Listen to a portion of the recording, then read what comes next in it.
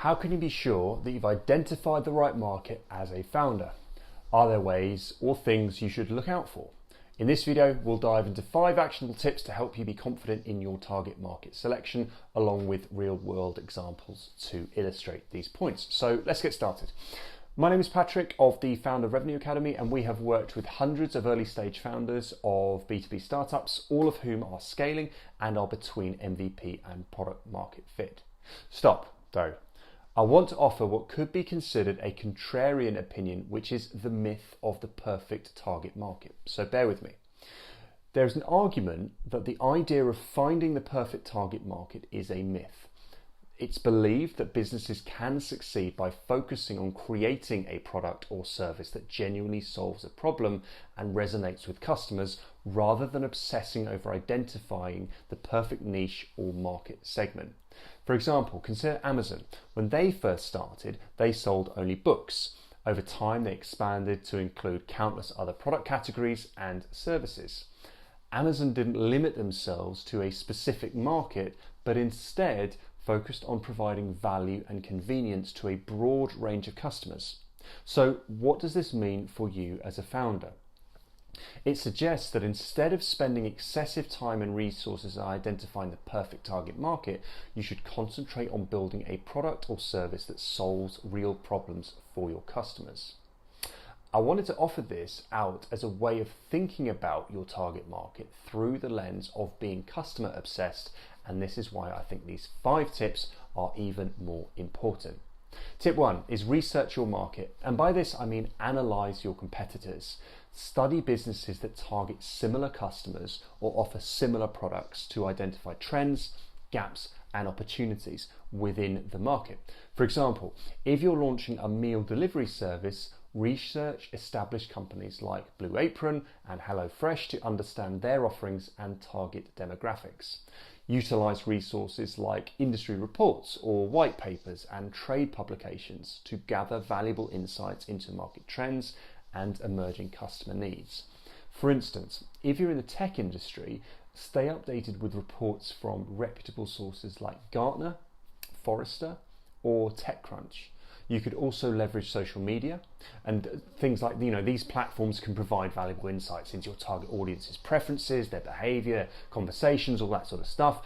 It is a good place to understand some pain points, but also be careful of not getting taken into a black hole, because as useful as these platforms can be, they can also be destructive to any kind of meaningful work. Tip 2 is to define your target audience by segmenting your market.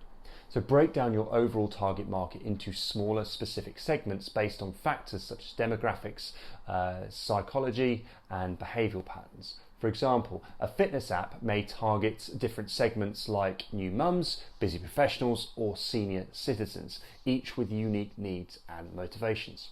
Then you can develop buyer personas and create detailed buyer personas for each segment to help guide your marketing and product development efforts. So let's take MailChimp, for example. They successfully targeted small businesses by understanding their specific needs and preferences, allowing them to tailor their marketing and automation platform accordingly. Tip 3 is to test your assumptions by launching an MVP to test your product or service with a small group of potential customers before committing significant resources. So Dropbox is a prime example. They started with a simple demo video to gauge interest, which led to massive sign-ups and ultimately their successful launch. So remember to always A/B test everything that you do.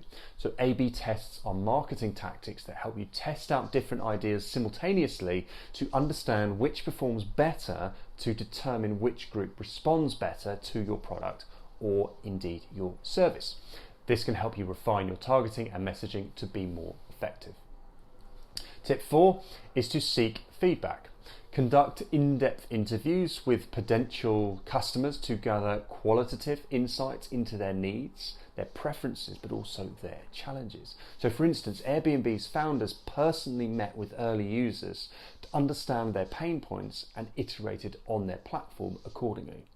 You could also collect quantitative feedback through surveys and polls, which can provide valuable data on customer preferences and also opinions. So I recommend just using a Google form. So not everyone completes forms when you send them, but a pulse or a CSAT type activity can often bring about interesting insight. So tip 5 is to be open to pivoting and monitor market changes. Keep a close eye on market trends and shifts that could affect your target audience. So for example, the rise of remote work has led many businesses to pivot their focus towards digital solutions and tools for distributed teams. So you need to adapt and evolve. So be willing to adjust the product or maybe even adjust your target market based on the feedback and data you collect. A famous example is Slack, which started as a gaming platform but pivoted to become a leading workplace communication tool when they discovered a greater market need for their chat functionality. To recap what we've spoken about, being confident in your target market selection is crucial for your business's success. By thoroughly researching your market, defining your target audience, testing your assumptions, seeking feedback and being open to pivoting, you can stand behind your target market, and if it's the wrong one, then you can pivot away. The point is to learn from this. So be customer-centric, be curious, but also be open to learning new ideas. That will help you. If you found this video helpful, perhaps you would consider liking or indeed subscribing to the channel. There's going to be a link below that has more details on how we help founders of early stage startups. So head on over to that or check out some of the other videos on the channel. We upload new content 4 times a week, so I'm sure we'll be able to help you very soon. So I'll see you in the next one.